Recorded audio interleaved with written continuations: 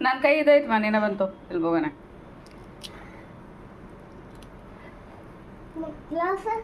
ತಗೋಬೇಕಮ್ಮ ಇಲ್ಲದಾನು ಇಲ್ಲೈತೆ ನೋಡಿ ತಾಂಬರು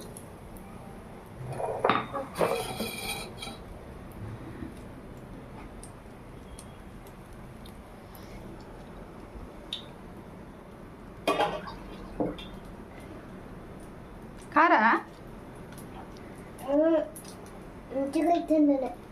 ಒಂದು ಅರ್ಧ ಹಾಕಿದ್ದೆ ನೋಡಿ ಇದಕ್ಕೆ ಹಾಕಿದ್ದೆ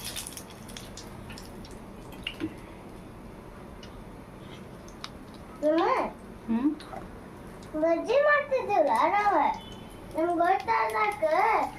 ನಮ್ಗೆಲ್ಲ ಗೊತ್ತಾಗ್ತಿದ್ಲ ಅಲ್ಲಿ ಕೊಡಾಕ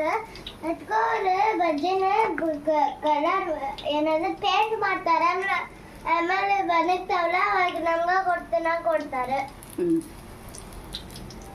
ಅವರು